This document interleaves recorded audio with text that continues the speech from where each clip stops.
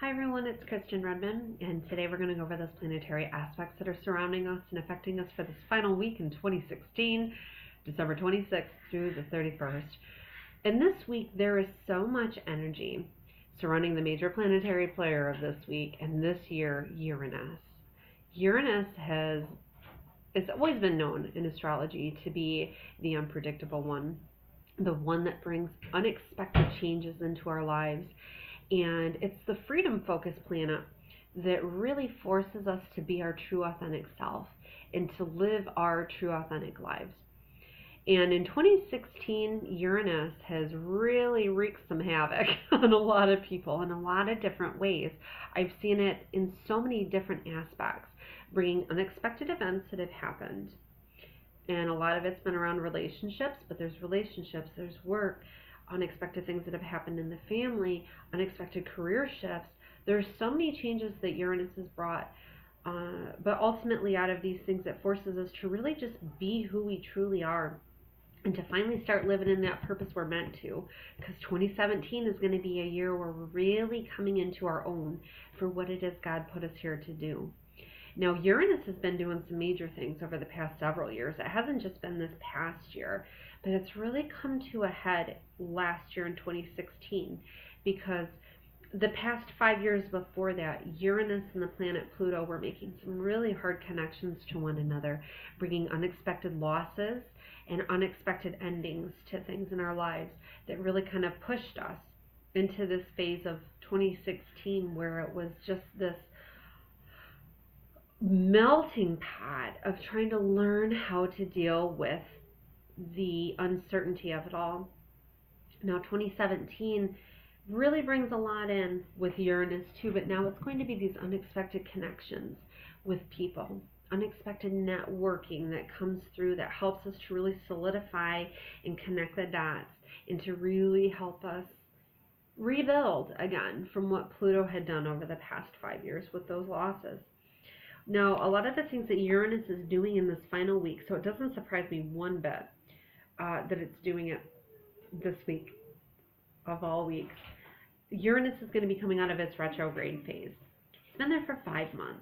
And when Uranus is retrograde, anytime a planet's retrograde, we have to look to the past for whatever influence that planet brings. Uranus, like I said, is that planet that frees us from the chains of the past. So over the past 5 months, a lot of mind frame, a lot of mindset has gone into that. What makes me feel like I'm stuck? What makes me feel like I can't move forward in this life? What is there that I can't do? Uranus is like, let's break out of this. Let's change that. And now that it's going direct, all of a sudden it's like you'll have these flashes of insight. That's what I need to do. This is what I need to do. And it's fantastic timing as we go into 2017 to have those brilliant flashes of insight of how to change it. Definitely time to act on those things as well. They always say that when Uranus is retrograde, not to make any drastic changes. So not to say I'm going to get a divorce out of nowhere, or these things where we have this need to free ourselves. I need to quit my job right now, and I need to do this. I need to free myself. I can't be in here anymore. A lot of times it's bad to make those decisions when Uranus is in retrograde. Now they're saying that you've had a chance to really review these things accurately, especially since Uranus made that really rare connection to Saturn on Christmas Eve. It hasn't been there for 13 years. This is the planet Saturn that really puts thought into things before it acts. It is the teacher that teaches us our lessons as well. So it makes this connection with this planet that says, okay, you've had a chance to really review things correctly. Now is a good time to act on them. Another rare connection that Uranus is going to be making this week, this started on Monday on the 26th. It made this connection to Jupiter, the planet of luck. And this hasn't happened in 14 years, okay?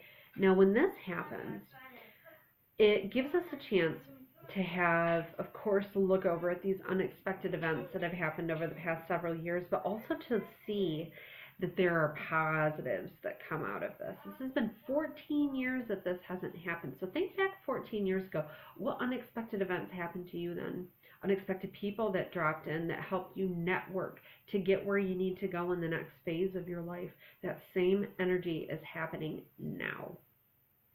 There's so much this coming year about having renewed faith and hope and optimism for all the destruction and craziness that Uranus has brought over the past several years.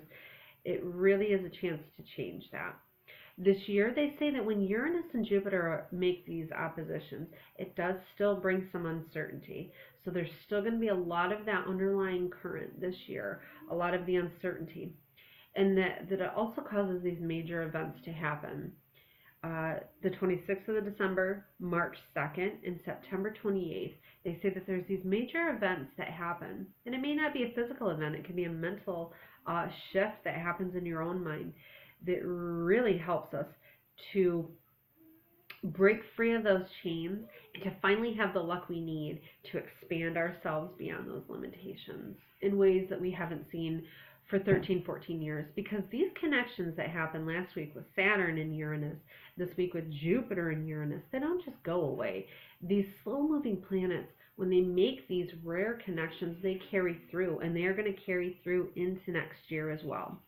So still expect the unexpected, but know that this time it's bringing more fruits as opposed to more destruction as it has in the past few years, because now we're in the rebuilding process.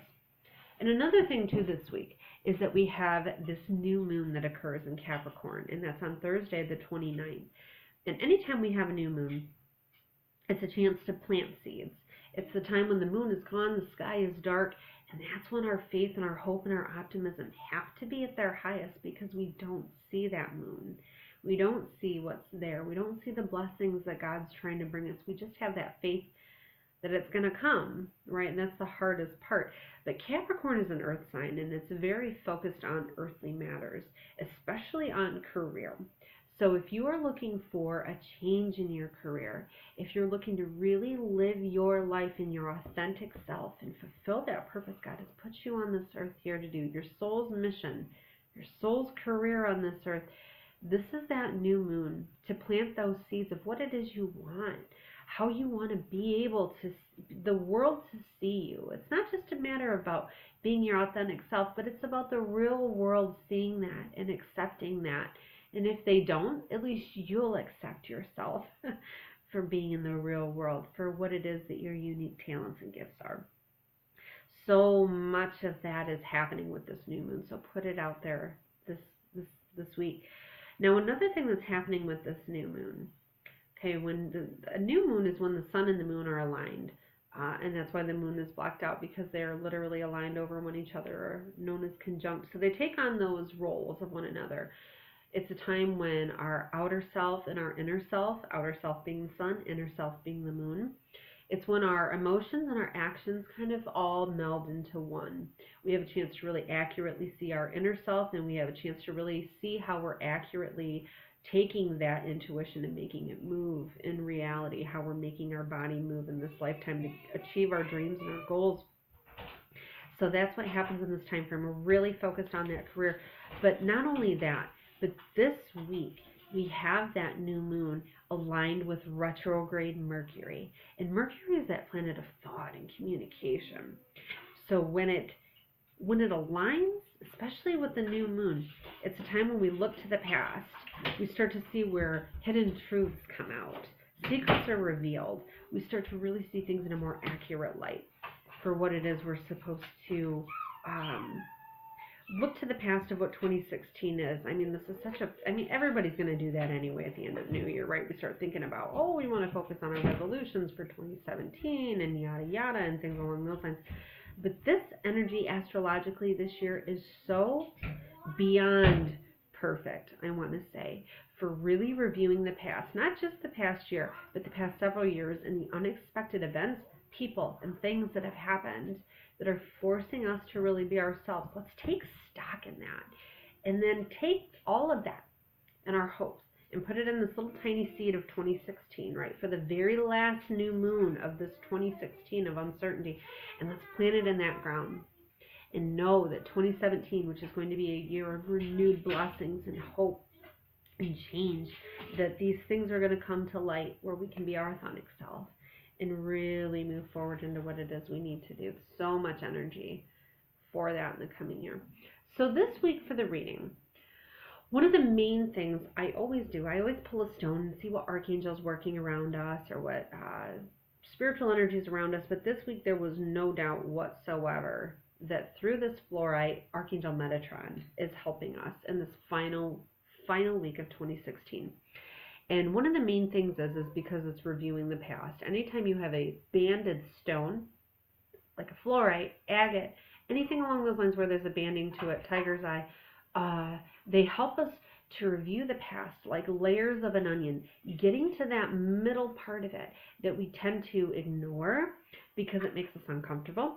Now's the time to peel those layers back and get to what it is we're trying to do, especially with this new moon that's really forcing us to go back on what it is that's held us back.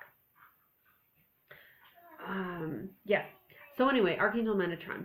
Not only is he helping us to review the past in an accurate manner so we can make those correct assumptions for 2017, he's also the archangel that cleanses and clears every one of our chakras. He's the angel of sacred geometry, and he has what's known as the Metatron's cube, which he spins at every energy center to eliminate all of the negative energy that accumulates in these centers that block our auric field, that block our energetic field, that keep us depressed, that keep us from moving forward, that make us pessimistic, that create health issues at each one of those centers.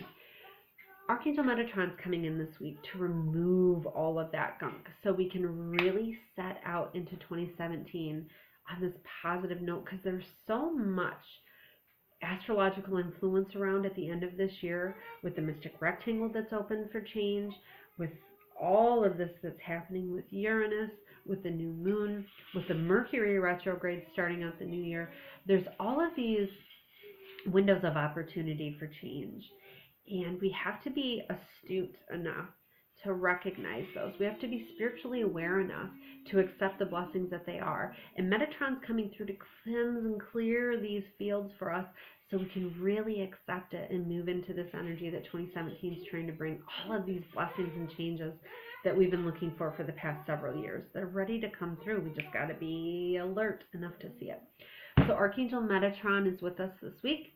He is also the angel that helps those that help the indigo children on this planet. And such a increase in that has also happened in the past year, where people that are light workers that were sent here to work with these special indigo children, the sensitives that are going to change the world in the next 20 years.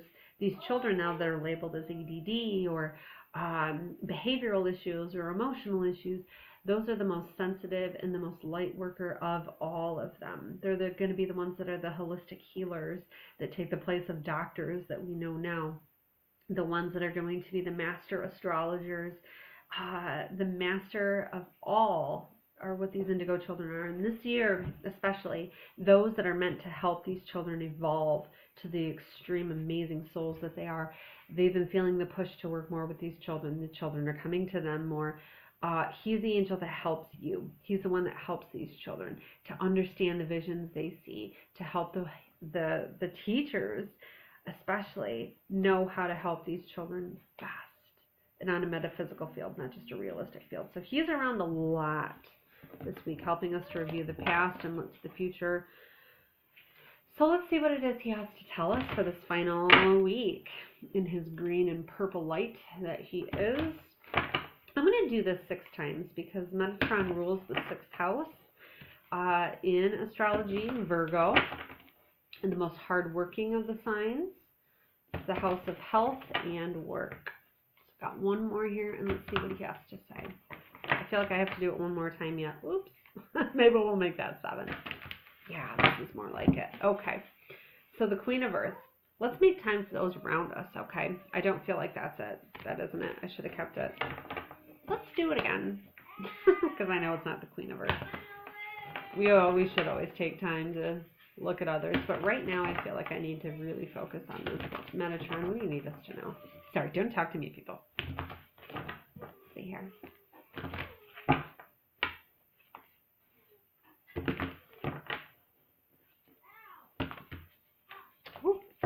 All All right. Haha. Well, that does seem to be quite a bit like it, doesn't it? Things aren't turning out the way you hoped. Not seeing the positives in a situation. This Five of Water, anytime you have a 5 in the deck of tarot, it's going to represent challenges and difficulties. And this week, he's really having us look to difficulties that arise because of the water sign, which is relationships. It's going to result in our intuition. It's going to represent in just any type of emotional issues that we may have. Okay. Now, this week, he's really forcing us to kind of peel back the layers on all of those issues. Where is the intuition blocked? Why is this not coming through? Why can't I receive the messages? Because it's blocked. Things aren't turning out the way you wanted. Relationship-wise, we got to peel back the layers on those emotional issues that happen because of our relationships or any of these other unexpected changes that have happened that kind of created this situation where things didn't quite turn out the way we needed to. And we're still kind of stuck in that mud. Let's move past that. Okay, that's where Metatron is at this week. Let's pull a chakra card as well. We're going to do this guy 6 times as well to kind of get a little bit more insight on that.